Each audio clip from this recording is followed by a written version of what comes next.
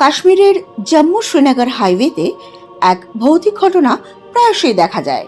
সেইখানকার কোনো এক ট্রাক ড্রাইভার একবার সেই হাইওয়েতে যাতায়াতের পথে দেখে এক গর্ভবতী নারী সাদা ড্রেস পরা সেই রাস্তায় দাঁড়িয়ে আছে এবং তার ট্রাকটিকে হাত নাড়িয়ে দাঁড়াতে বলছে।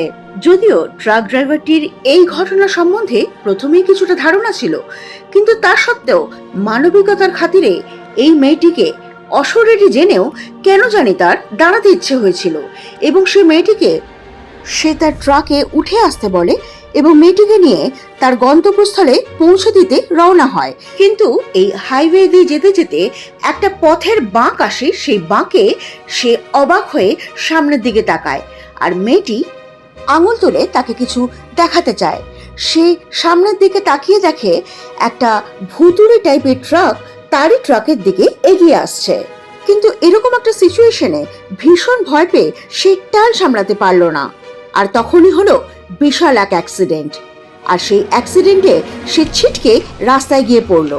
অনেকক্ষণ অজ্ঞান হওয়ার পরে তার যখন জ্ঞান ফিরল, সে এদিক ওদিক তাকিয়ে সেই মেয়েটিকে খুঁজছিল যে মেয়েটিকে সে লিফট দিতে ট্রাকে উঠিয়েছিল। আর সেই সময় হঠাৎ তার মনে হলো কেউ যেন তার কানের পাশ থেকে বলে গেল, লিফট দেনে কে লিয়ে শুকরিয়া। এই ঘটনার পর মুহূর্তে সে পাগলের মতো হাত নাড়িয়ে গাড়ি দাঁড় করাতে লাগলো। শেষকালে একজনের সাহায্যে সে অ্যাম্বুলেন্স এবং পুলিশের গাড়ি সেখানে আনাতে সক্ষম হলো।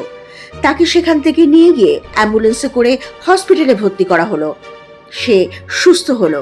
তার কিছুদিন পরে সে আবার সেই রাস্তা দিয়ে যাতায়াত শুরু করলো কাজের সূত্রে, এবং যেতে যেতে রাস্তায় সে দেখলো আবার সেই গর্ভবতী মেয়েটিকে হাত নাড়িয়ে আবার একটা ট্রাককে সে দাঁড় করাচ্ছে।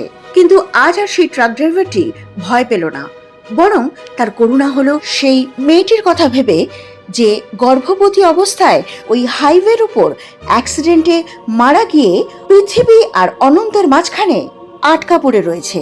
মুক্তি না পেয়ে তাকে একই আবর্তে বারবার ঘুরে বেড়াতে হচ্ছে।